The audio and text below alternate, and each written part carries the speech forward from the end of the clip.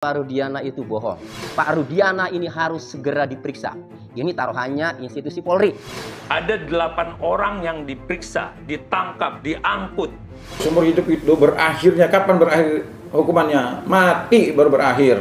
PK hanya satu kali, tidak bisa diganggu gugat.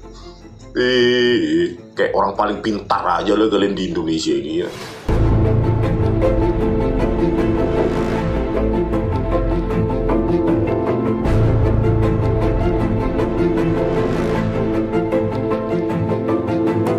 Pak Rudiana mengaku mengamankan para terpidana itu berdasarkan kesaksian Aep dan Dede.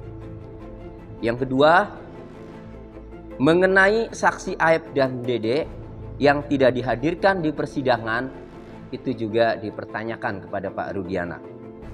Ketiga, soal narkoboy. Kemudian yang keempat, soal bantahan Pak Rudiana terhadap pengakuan Liga Akbar dan Dede, di mana dalam kesaksiannya pada tahun 2016 dan 2017 Liga Akbar dan Dede mengaku diarahkan oleh Pak Rudiana namun dibantah. Pak Rudiana mengaku hanya mempunyai 15 menit waktu saat mengamankan para terpidana itu, kemudian diserahkan kepada reserse atau reskrim.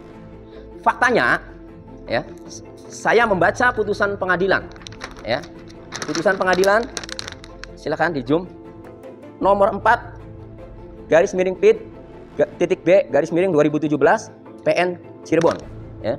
Nah, ini atas nama 5 terpidana, ya. Ini Hadi Saputra, kemudian yang kedua Eka Sandi, yang ketiga Jaya alias Liwon, Nah, kemudian yang keempat Supriyanto, dan yang kelima adalah Sudirman. Nah, di dalam putusan atas nama 5 terpidana ini, ya, Pak Rudiana mengakui di sini, ya, itu pada tanggal 31 Agustus 2016 sekitar jam 10, ya, saksi Pak Rudiana ini bersama rekan-rekan mencari informasi ke teman-teman anak saksi, dan sekitar jam 14, jam 2 siang, ya, saksi menuju SMPN 11 dan di sana bertemu dengan saudara Aep dan saudara Dede yang bekerja pada tempat pencucian mobil. Nah, kemudian Aep dan Dede ini menjelaskan, ya, bahwa ia melihat keributan waktu malam minggu itu. Nah, itu jam 14, ya, ketemu Aep dan Dede. Nah, kemudian Pak Rudiana meninggalkan nomor handphone kepada Aep agar dikabari kalau orang-orang itu sudah muncul atau sudah ada di tempat tersebut.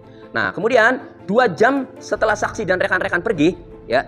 Nah, berarti ini kan jam 2 siang nih, ya. Nah, kemudian 2 jam setelah saksi dan rekan-rekan pergi, ya, itu diakui berempat loh, ya, oleh Pak Rudiana dalam konferensi pers itu. Rudiana berempat, ya. Nah, setelah 2 jam setelah saksi dan rekan-rekan pergi, saudara Aep menelpon saksi yang memberitahu bahwa sekelompok anak-anak muda yang ribut-ribut pada malam kejadian ada di lokasi di depan SMPN 11 Kota Cirebon. Berarti kalau 2 jam, ya, setelah 2 jam kemudian setelah pergi, nah, berarti di sini jam 2 siang, ya. Kemudian 2 jam kemudian berarti jam 4 sore. Nah, kemudian, ya, saksi bersama rekan-rekan, ya, Pak Rudiana langsung mencari keberadaan para pelaku tersebut sampai akhirnya saksi bersama dengan rekan-rekan saksi, ya, berhasil mengamankan para pelaku yang sedang berkumpul di depan SMPN 11 Kota Cirebon sebanyak 8 orang. Nah, kalau dia hanya 15 menit, bohong kalau saya menilai membandingkan dengan putusan pengadilan atas nama 5 terpidana ini, ya. Kalau berdasarkan putusan pengadilan ini, ya, nah, 2 jam kemudian setelah Pak Rudiana pergi dikabari kemudian datang, berarti jam 4 sore. Sementara dalam putusan pengadilan ini Pak Rudiana baru membuat laporan atau menyerahkan ke reskrim, ya, itu pada hari yang sama 31 Agustus 2016 jam 18.30. Di 31 Agustus 2016 itu bermula, kalau kita lihat BAP-nya, jam 18.30. Yes. 18.30 bermula dari ketemunya di teleponnya Aep sama Dede pada waktu itu 16.30. Ya. Terus 5 menit dari situ setelah ditelepon mereka sampai di TKP langsung angkut. Oke. Terus berarti itu ada spare waktu 18.30, 16.30. Ya. Oke. Terus itu langsung dibawa ke unit untuk dilakukan interogasi. Ada 2 jam. Tapi yang jadi masalah adalah itu kan bagaimana orang, jadi Pak Rudiana sudah sebutkan di dalam BAP-nya pada waktu itu, kita lihat BAP nomor 10 tanggal 31 Agustus tersebut, bahwa ada orang yang 11 orang, 8 orang, dan 3 orang katanya itu sudah dinyatakan kabur. Di dalam BAP nomor 10 itu tadi juga disebutkan bahwa Pak Rudiana dengan timnya, rekannya, itu sudah ke desa yang namanya Desa Banjarwangun, Kecamatan Mundu, Kabupaten Cirebon, yang kalau dari petanya itu adalah arah ke Brebes. Oke ya? Dan dari katakanlah Desa Mundu ke Polres itu memakan waktu kalau naik kendaraan 40 menit. Jadi PP itu udah hampir 80 menit. Ya. Bagaimana mungkin jam 16.30 ada 8 orang yang diperiksa, ditangkap, diangkut ya dalam waktu spare 2 jam, terus dia harus ke Desa Banjarwangun tadi. Ya. Dia katakan karena itu terkonfirmasi karena bahwa beliau sudah ke rumah pelaku dan rekannya. Pelaku siapa ini maksud Pak? Yang DPO tadi, yang kabur. Jadi 8 kan diangkut tuh. Dia bilang dia sudah ke sana. Itu terkonfirmasi dalam berita acara sidang. Lah, sekarang kita lihat.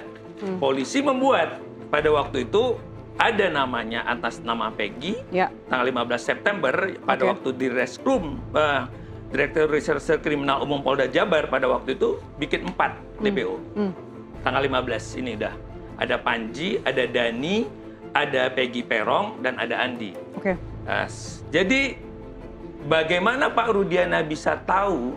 Jadi ini adalah kalimatnya Pak Rudiana tanggal 31 padahal Aib belum diperiksa, DD belum diperiksa, orang-orang ini kita belum tahu segala macam, tapi sudah disebutkan. Ada loh nama-nama ini. Padahal interogasinya hanya berapa menit tuh untuk 8 orang. Secara umum saja, baik orang umum atau katakanlah siapapun yang punya pengalaman melakukan pemeriksaan, itu tuh kayaknya nggak mungkin. Rasanya tidak mungkin. Dalam time frame segitu singkat. Dalam time frame 2 jam tadi harus ke arah Desa Banjarwangun. Dan ingat ya, waktu dia melakukan itu sudah dia temui ke rumahnya. Dalam hukum itu namanya penggeledahan. Karena masuki ke rumah orang. Berarti di situ harusnya di dalam berita acara DPO Polda udah jelas. Namanya siapa, nama jelasnya siapa, bapaknya siapa, fotonya ini juga udah jelas. Karena dalam penggeledahan itu atau mereka turun ke sana itu tuh harus ada kepala desa atau ketua RT-nya segala macam. Dan sayangnya itu tidak terkonfirmasi. Hanya seolah di timnya Pak Rudiana aja yang menyatakan. Pak Rudiana dan teman-temannya kemarin yang turun dalam tim tersebut. Jadi ada pelanggaran, satu dia sudah sebutkan nama sebelum itu, kedua penggeledahan yang dilakukan atau turun tadi tidak tervalidasi.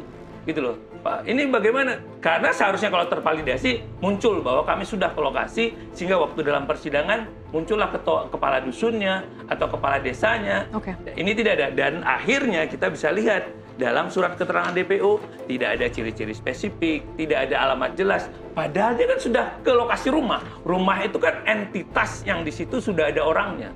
Jadi patut diduga dalam rentang waktu 16.30 sampai beliau membuat laporan palsu tadi, laporan kepolisian 18.30, ini rasanya tidak mungkin. Tahun 2016 ya, PN Cirebon nomor 16 ya, pidana sus anak 2016 inilah.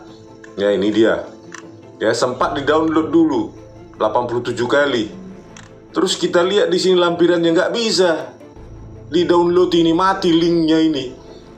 Apanya maksud kalian Sunarto? Kok bisa ini download zip dan download PDF-nya mati? Nggak bisa kita analisa, kita jadikan konten, kita bahas logika berpikir para hakim ini ya. Inilah nggak bisa di-download. Apanya maksud? Manajemen kalian bagaimananya ini? Ya, gajimu udah ratusan juta, Sunarto. Terus ini juga berikutnya putusan PN Cirebon 4 PIT B 2017 PN Cirebon. Ini juga lampirannya nggak bisa ini di-download ini. Lihat ini. Untuk 5 terpidana. Ya, download zip mati linknya, download PDF mati linknya. Ini kerjaan apa sih ini? Minta gaji aja kalian sama rakyat. Ya. Mati, gak ada.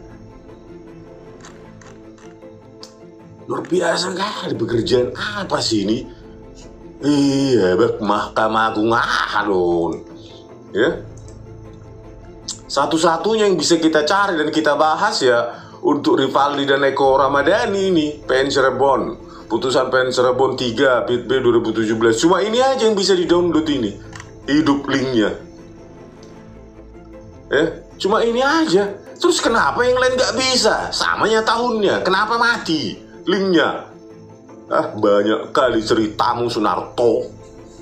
Mundur aja lah kau. Gajimu udah banyak kali dikasih rakyat.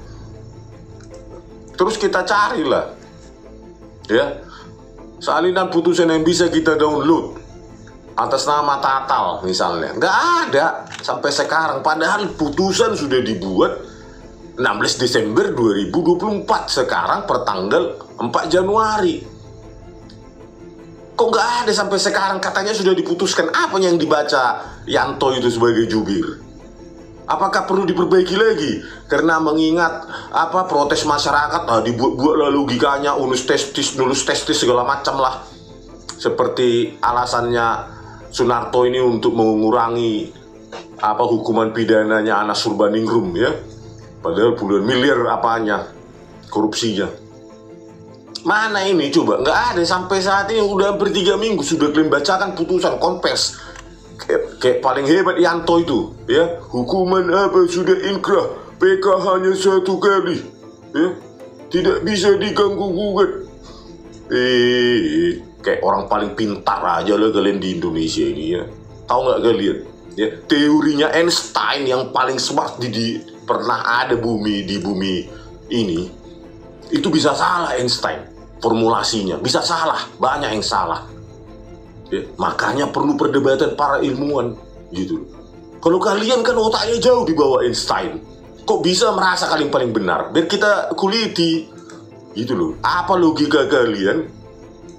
Ya, membuang, mengeliminasi, mengabaikan, ya, scientific evidence, ekstraksi SMS gitu. Jangan kalian upload nanti ini putusannya tapi nggak bisa di-download kayak tadi itu, ya, kasus ini nih.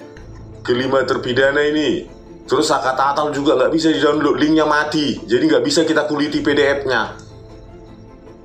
Ini juga kalian tunggu-tunggu waktu ya supaya redam ini kemarahan rakyat ini. Sunarto, kerja apanya kau di sana? Putusan mana ini hasilnya? Sudah 3 minggu hampir ini. Banyak kali cengkunekmu. Kita lihat dulu, ya, gajimu berapa sih? Ya, udah besar begini minta naik gaji lagi. Tunjangan kalian ini coba lagi, ya, dari Tempo. Mengacu pada PP nomor 90 tahun 2014, ya, tentang perubahan atas PP nomor 55 tahun 2014, bla bla bla, hak keuangan dan fasilitas hakim agung dan hakim konstitusi. Berikut daftar tunjangan jabatan MA, pimpinan MA dan hakim agung. Coba lah ini, besar kali nih coba ini. Ketua Mahkamah Agung 121.600.000-an. Ya, Wakil Ketua MA 82 jutaan. Ketua Muda 70 jutaan. Hakim Agung 72 jutaan. Minta naik lagi kemarin, nangis-nangis itu sampai bersujud di ruang RDP. Ya, nambah lagi nanti nih. Ini kan masih tahun berapa ini? Minta nambah lagi, entah berapa lagi gajimu. Ya, dikasih rakyat itu, keringat rakyat itu, pajak kami itu. Ya. Putusan pun lama kali. Udah dibacakan pun lama, ya. Saya khawatir ya karena mafia perkara di Mahkamah Agung ini sangat licin, ya. Dan Sunarto itu merasa pada saat konversi itu kemarin saya tidak menghitung langsung.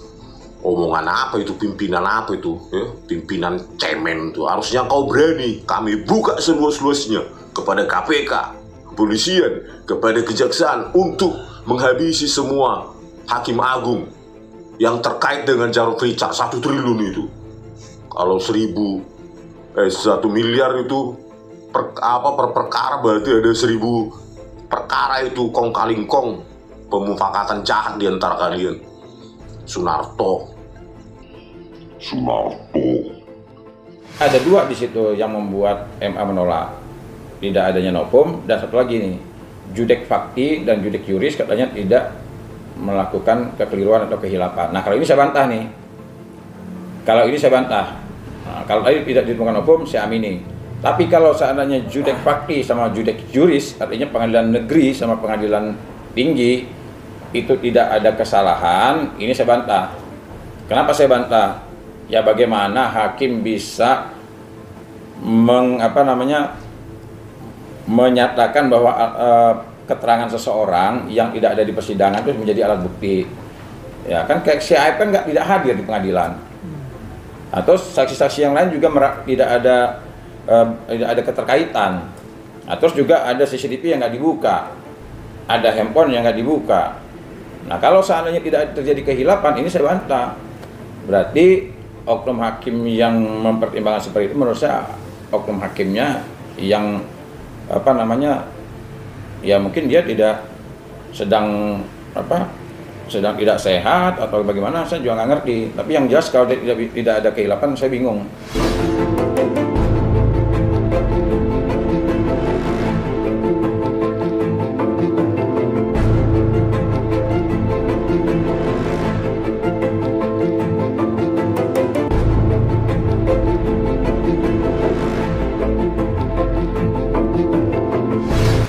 Ya, 18.30. Berarti kalau dari jam 4 ke 18.30 ya, jam 16 sampai 18.30 berarti ada waktu ya 2 jam setengah ya. Jam 4, 5, 6, setengah 7 ya. Ada 2 jam setengah, bukan 15 menit. Nah, 2 jam setengah itu ya, kalau saya baca putusan di pengadilan, ini digunakan untuk menginterogasi. Jadi kalau jawaban Pak Rudiana diajak ke kantor baik-baik, saya menilainya Pak Rudiana itu bohong. Karena terungkap dalam putusan pengadilan, ya, ini diinterogasi, bukan diajak ngomong atau ditanya baik-baik. Jadi saya melihat ini Pak Rudiana ini ya, di sisi lain memang mengakui dia mengamankan para terpidana saat itu, namun di sisi lain mengenai waktu dan cara bertanya dia bohong. Waktunya dia bilang hanya 15 menit dan bertanyanya baik-baik, kemudian mengaku. Namun dalam putusan pengadilan ini diinterogasi dan waktunya ada 2 jam setengah sebelum diserahkan ke reskrim, sebelum membuat laporan. Itu ya. Yang jelas saya tidak melihat dalam surat DPO yang dikeluarkan, daftar pencarian orang yang dikeluarkan oleh PG, tidak ada ciri-ciri yang tindik segala macam. Yang dijelaskan adalah tinggi 160, badan kecil, rambut keriting, kulit hitam. Ya, kesannya supaya dibentuk itu sadis, ya kan, sadis, kejam segala macam. Main actor, ya, main actornya. Ya, jadi ini adalah ya pelaku utama, kita bilang gitu, tapi by design. Karena dari keterangan yang lain kan cuma bawa bambu, mukul segala macam. Oke. Gitu. Ini jadi, kita lihat kok bisa 18.30 tanggal 31 Agustus udah ditentukan. Oke. Gajimu udah 121 juta. Memangnya kau kok bisa kau mendapatkan duit 121 juta sebulan? Kerja apalah kau kalau nggak jadi hakim agung? Ya, harus bertanggung jawab. Langsung apa? Salinan itu mana biar kita kuliti? Logika kalian terhadap PK 8 terpidana itu apa? Gitu loh. Jangan pasal-pasal yang apa yang dicari-cari. Pokoknya harus ada argumentasi kenapa kalian tolak itu SMS ekstraksi dari digital forensik Jabar. Kenapa kalian apa? Jangan cuma kalimat itu sudah dilampirkan di dalam berkas. Jadi bukan bukti baru lagi seperti job-jobnya si Pitra Romadoni. Jangan-jangan omongan Pitra Romadoni yang kalian kutip. Masa level kalian Pitra Romadoni? Ya? Dari mana dia itu? Ya, saya juga bingung. Saya malah bisa menyatakan putusan pengadilan negeri Cirebon itu ada putusan pengadilan negeri yang menjatuhkan atas ketidakadilan bagi mereka yang tidak melakukan kejahatan. Nah, kenapa saya mengatakan mereka tidak melakukan kejahatan? Karena kan tidak bisa dibuktikan oleh jaksa bahwa orang ini pembunuhnya atau bukan. Tidak ada sidik jarinya, tidak ada.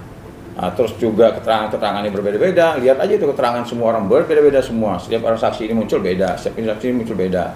Kenapa? Karena tidak adanya alat bukti yang dihasilkan dengan metode scientific crime investigation. Kan Kapolri sendiri sudah mengatakan, ya memang ada kelemahan di anggota kami. Alat bukti yang ada tidak didukung dengan alat bukti yang lain yang dihasilkan dari metode scientific crime investigation. Nah, artinya memang alat bukti untuk menghukum orang ini lemah.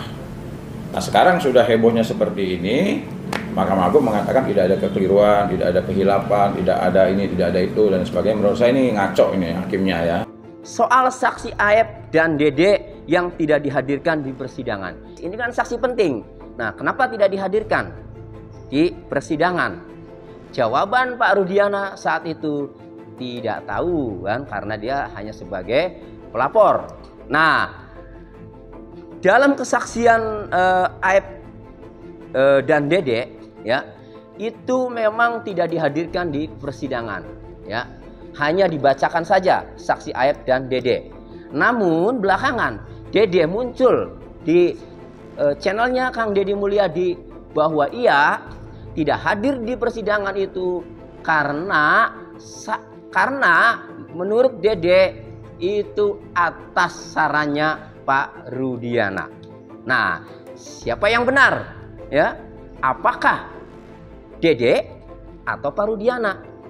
Nah, oleh karenanya ya, untuk mengetahui ya siapa yang benar, Pak Rudiana ini harus segera diperiksa. Ini taruhannya institusi Polri ya. Kenapa?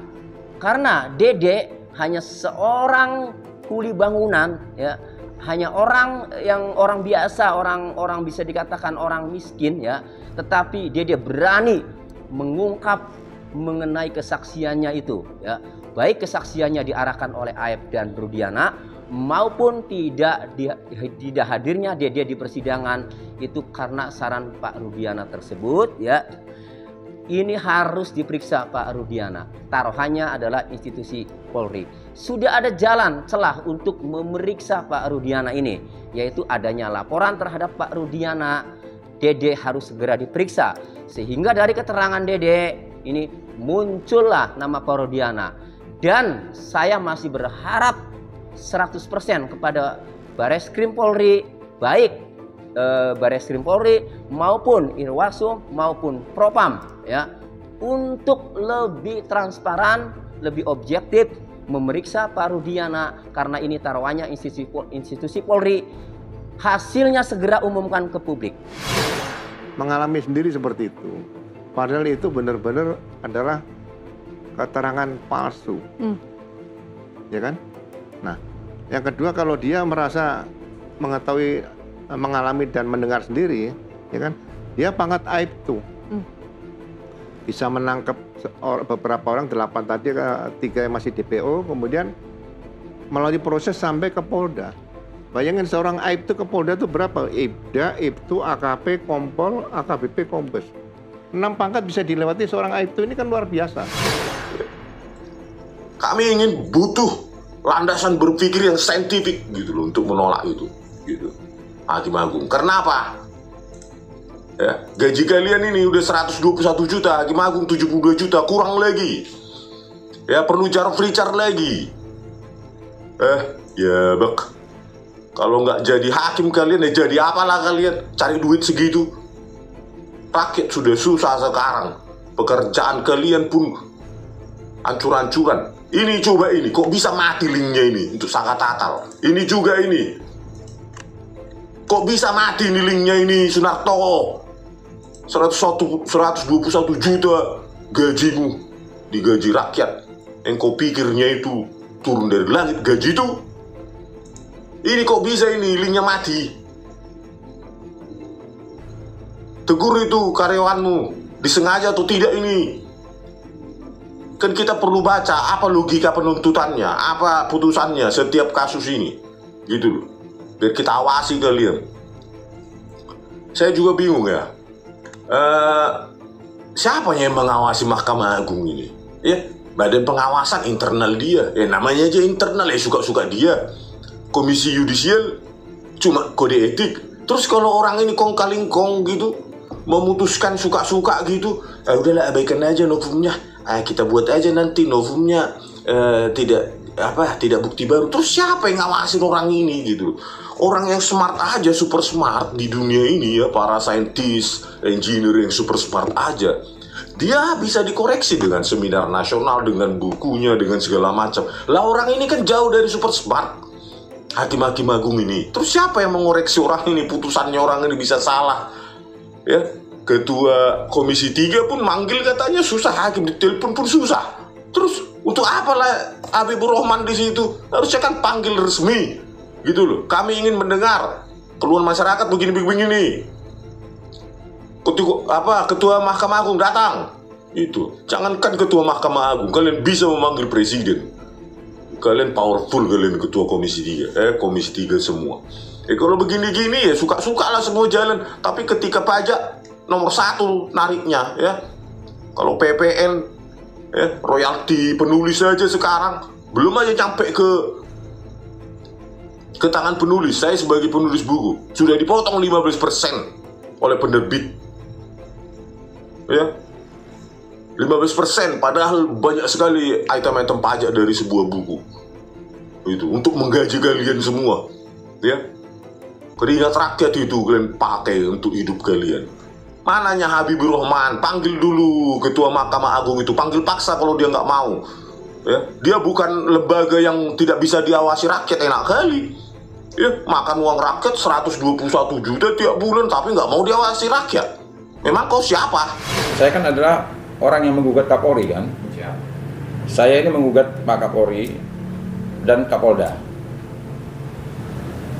Di jawaban itu ya, baik di pra-peradilan, saya kan pra-peradilan tuh. Kapolri sama Kapolda Jawa Barat saya pra-peradilankan. Sama mereka jawabannya begitu, bahwa barang bukti yang sekarang mereka pegang ini ya, handphone ini akan digunakan untuk tersangka lainnya, artinya DPO. Nah sementara DPO kan dianulir sendiri sama mereka, dibatalkan sendiri sama pihak Polda Jawa Barat. Nah justru saya mengatakan ya bagaimana ya, ini di tubuh kepolisian juga sebenarnya ngomongnya juga tidak konsisten ya, tidak bertanggung jawab. Sementara dianulir, dibatalkan, tapi di dalam jawaban barang bukti akan digunakan untuk DPO yang lainnya. Nah, ini kan sangat disayangkan juga kepada kepolisian ya. Memang seharusnya kuncinya di Pak Kapolri. Saya sudah ngomong panjang lebar bahwa Kapolri harus tegur dong Polda Jawa Barat. Kalau seandainya DPO ini dianulir, nggak ada orangnya, barang buktinya dikembalikan. Kalau seandainya barang buktinya tetap ditahan, mau dicari DPO-nya, ya dicari DPO-nya. Jangan membuat orang bingung gitu, masyarakat ya jadi bingung sekarang.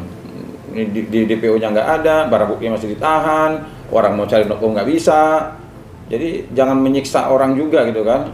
Kasihan narapidana, masa mereka menghabiskan hidupnya di penjara sampai mati ya kan. Ingat loh, seumur hidup itu berakhirnya kapan? Berakhir hukumannya mati baru berakhir.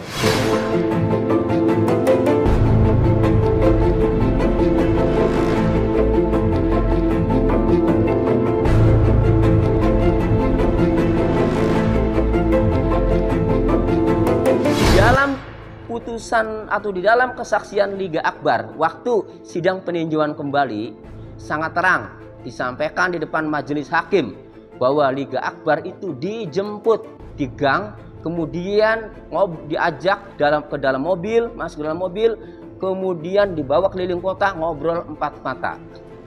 Nah, artinya Liga Akbar ini ya, kesaksiannya ini diminta oleh Pak Rudiana berdasarkan keterangan Liga Akbar yang terungkap dalam persidangan peninjauan kembali. Dan Dede ini mengaku di dalam channelnya Kang Deddy Mulyadi, mengaku diminta oleh AEP, kemudian ketemu dengan Pak Rudiana, nah mengaku diarahkan oleh Pak Rudiana dan AEP. Nah tetapi ini dibantah. Siapa yang benar? Lagi-lagi Mabes Polri harus segera memeriksa Pak Rudiana. Masuknya dari Dede dulu, karena Dede yang telah jujur, menurut saya Dede telah jujur, telah membuka, telah membongkar untuk mengungkap yang sebenarnya. Dede diperiksa. Hasil pemeriksaan Dede sebagai jalan untuk memeriksa Pak Rudiana. Sekali lagi, masyarakat Indonesia berharap Mabes Polri dalam mengungkap masalah ini, karena taruhannya institusi, harus objektif, harus transparan, sampaikan ke publik hasilnya. Itu. Kemudian yang kelima, soal CCTV. Nah, soal CCTV, Pak Rudiana ini saya amati jawabannya itu ya saling bertentangan. Pertama, jawabannya itu CCTV ia mengetahui hanya di perumahan Garden menghadapnya. Ya. Nah, tapi di sisi lain jawaban berikutnya ketika ditanya apakah ada ke flyover, jawaban dia hanya ke jalan raya. Nah, kesimpulan saya ya, Pak Rudiana ini ya, dalam menjawab soal CCTV ini ya, saya menyimpulkan Pak Rudiana mengetahui ada CCTV. Jelas mengetahui karena dia mengatakan ada di Garden, ya perumahan Garden. Kemudian juga dia ngomong lagi meskipun tidak menghadap ke flyover, hanya menghadap ke jalan raya. Berarti saya menyimpulkan Pak Rudiana ini mengetahui ada CCTV. Periksa itu Pak Rudiana. Mabes Polri harus segera periksa. Cari CCTV-nya. Ya, cari CCTV-nya. Harus dipertanggungjawabkan ya mengenai CCTV itu. Mengenai CCTV itu ya jelas kenapa CCTV itu ada dan diakui oleh Pak Rudiana juga ya bahwa CCTV itu pada intinya ada, hanya tidak menghadap ke flyover. Berarti ada. Ini sesuai dengan putusan pengadilan ya atas nama para terpidana ini, yaitu dari kesaksian Dodi Irwanto ya, Dodi dan Gugun Gumilar yang mengatakan bahwa mereka telah mengecek CCTV di lokasi kejadian namun belum dibuka. Pertanyaannya, masa sih belum dibuka?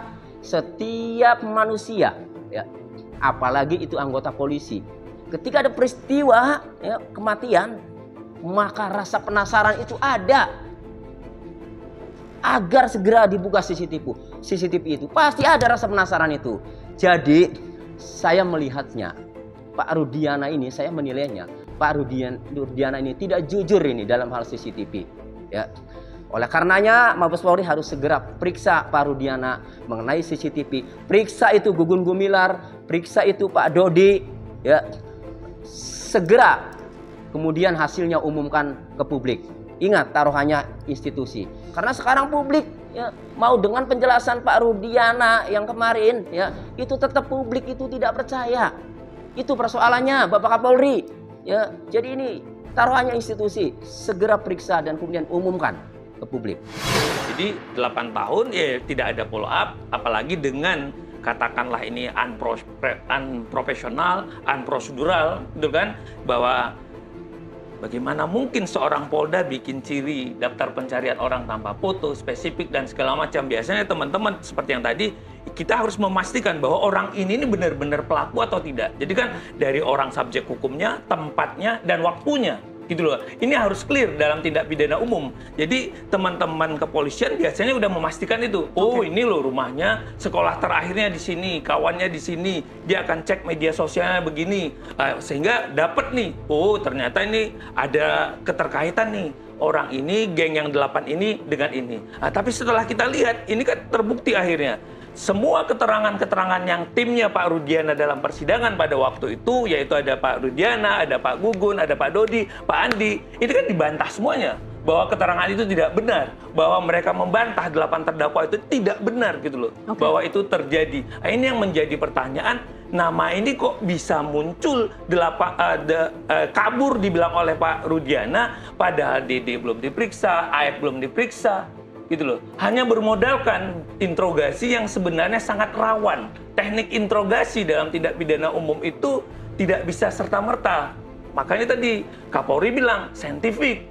Sayangnya semua udah bilang, baik Pak Dodi, baik Pak Gugun, Pak Andi, semuanya ngaku ada CCTV. Ya. Gitu loh. Kami sudah lihat CCTV di lokasi kejadian. Ingat loh, lokasi kejadian. Yes.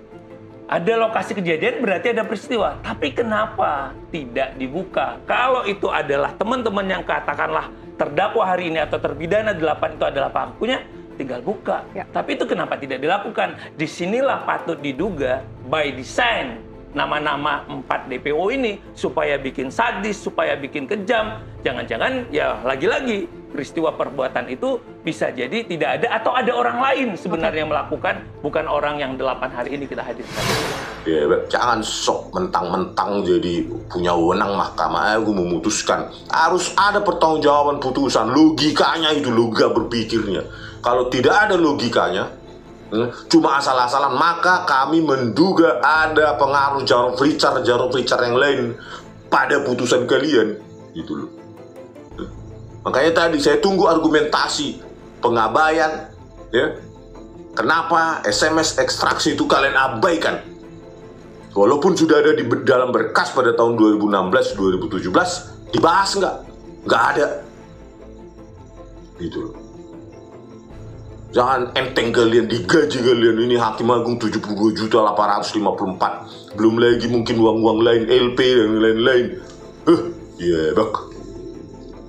Perbaiki ini, Sunarto, supaya bisa kami download ini, Sunarto.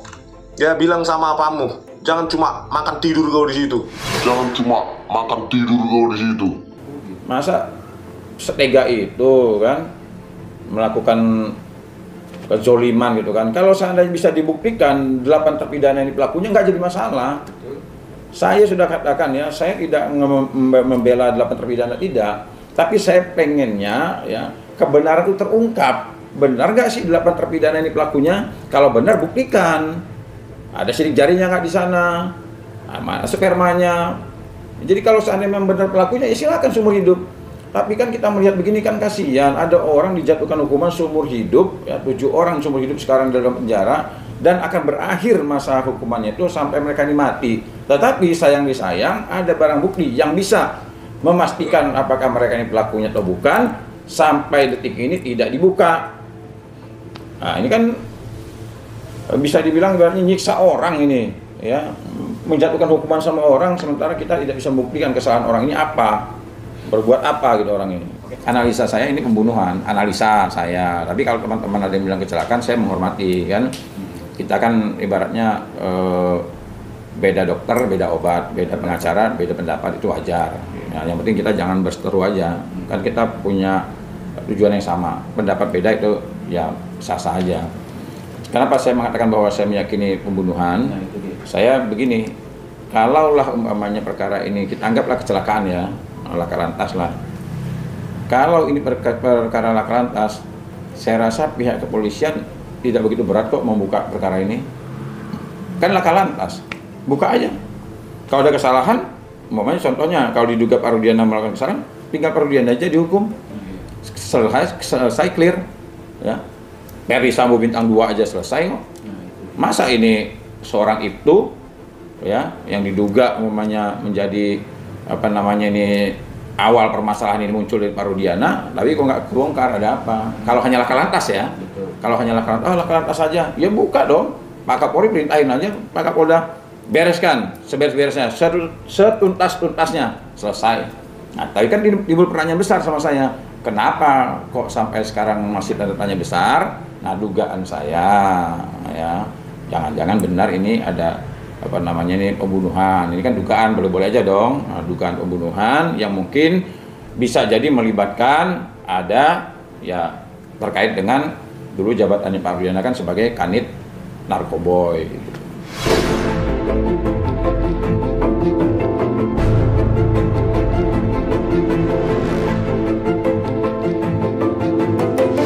Kemudian keenam, ya, ini soal membantah melakukan penganiayaan. Kita semua tahu banyak beredar foto waktu 2016, ada 6 foto yang diduga para terpidana saat itu kondisi fisiknya itu pada tidak wajar ya, mukanya pada bengap apa, dan hal itu juga ya sejalan ya disampaikan oleh saksi Aldi Renaldi dalam kesaksiannya di sidang peninjauan kembali Saka Tatal, bahwa mereka termasuk Aldi ya itu saat diamankan ya, itu dilakukan penyiksaan, kemudian diinjak-injak, kemudian disundutin rokok, sampai yang paling biadab, yaitu diminumi air kencing segelas gedean. Ini luar biasa. Apakah ada Pak Rudiana ya saat melakukan penyiksaan itu? Apakah Pak Rudiana terlibat? Hal itu ditanyakan oleh Pak Hotman Paris kepada Pak Rudiana. Namun jawaban Pak Rudiana membantah, ia tidak melakukan penganiayaan. Nah, apakah Pak Rudiana jujur? Ada waktu 2,5 jam, anaknya kemudian meninggal, bapaknya itu wajar emosi. Apakah percaya Pak Rudiana tidak melakukan kekerasan saat mengamankan para terpidana itu? Hanya Mabes Polri yang bisa mengungkap ini. Mabes Polri lagi-lagi ini taruhannya institusi. Karena masyarakat tidak percaya atas penjelasan Pak Rudiana itu, oleh karenanya ya Mabes Polri harus segera periksa Pak Rudiana. Ya, jalannya sudah ada, yaitu Pak Rudiana sudah dilaporkan. Ya, segera periksa Pak Rudiana, ya, kemudian hasilnya umumkan ke publik. Ini taruhannya institusi Polri, Bapak Kapolri. Keputusan pengadilan itu harus melahirkan keadilan. Jadi nggak ada. Jadi kalau seandainya ada orang berpendapat bahwa putusan itu hanya menjaga harkat dan martabat, bagaimana nasib orang? Nah, bagaimana harkat dan martabat terpidana? Bagaimana harkat dan martabat keluarganya? Ya, harus adil.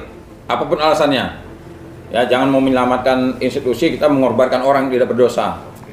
Orang nggak melakukan pembunuhan, terus hanya menjaga harkat dan martabat lembaga atau institusi. Saya nggak setuju itu. Kalau memang hitam, katakan hitam, putih, katakan putih. Kalau orang melakukan pembunuhan, hukum dia seberat-beratnya. Kalau tidak melakukan pembunuhan, bebaskan dia. Dia juga punya nama baik, dia juga punya kehormatan, punya harkat dan martabat. Bukan lembaga saja yang punya harkat dan martabat. Nah, jadi saya nggak setuju kalau dikatakan bahwa putusan ini hanya untuk menyelamatkan atau menjaga harkat dan martabat, ya, dengan mengorbankan lucu terpidana. Mereka manusia juga loh, ya. Mereka juga ciptaan Tuhan. Mereka juga berhak hidup, berhak berkembang biak, berhak menjaga kehormatan. Kemudian yang ketujuh, soal Eki meninggal apa belum? Pak Rudiana menjawab bahwa Eki telah meninggal dunia. Yang meninggal dunia adalah anaknya Pak Rudiana. Sampai ia bersumpah, mati 7 turunan kalau saya bohong. Pak Rudiana, manusia semua bakal mati. Namun nih ya, yang paling pasti tidak bisa dihilangkan, yang terus menyelimuti hati adalah yang namanya berbohong. Pak Rudiana pasti tidak tenang setiap saat, pasti gelisah. Setiap ada berita gelisah, setiap ada apalagi ada pemeriksaan pasti gelisah, deg-degan. Itu yang diderita ya, kepada orang yang berbohong, itu pasti tersiksa.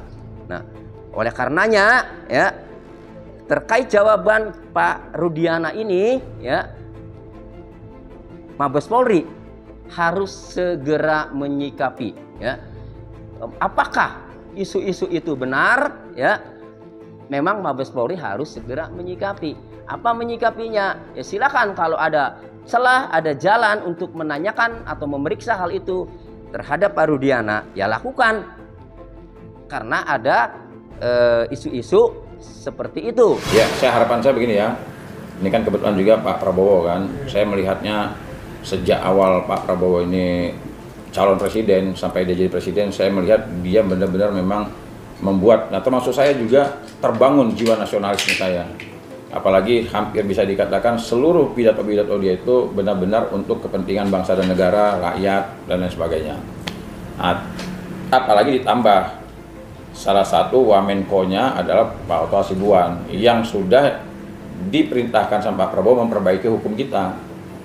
Nah, caranya seperti apa? Saya yakin Pak Yusril, ya, Pak Oto Hasibuan sudah tahu caranya bagaimana bisa menyelamatkan para terpidana dan menyelamatkan agar jangan sampai perkara ini berulang-ulang terus ya. Kita jadi kasih tontonan seperti ini karena prinsip saya ketidakadilan di suatu wilayah akan mengancam keadilan di seluruh wilayah Indonesia. Nah, harapan saya kepada Pak Prabowo, ya Bapak sudah jadi presiden, Bapak pasti sudah tahu apa yang harus Bapak lakukan, dan harapan kami Bapak bisa benar-benar menegakkan hukum seadil-adilnya.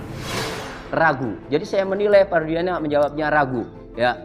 Nah, kecuali katanya kan untuk kepentingan penyidikan. Nah, oleh karenanya ya di sini Mabes Polri lah yang mempunyai kewenangan ya. Mabes Polri ini kan telah mengasistensi dan telah turun ya ke Cirebon, sudah memintai keterangan ya banyak saksi dan sudah mengungkap ya percakapan BBM tahun 2016 ya, BBM mengenai komunitas motor ya.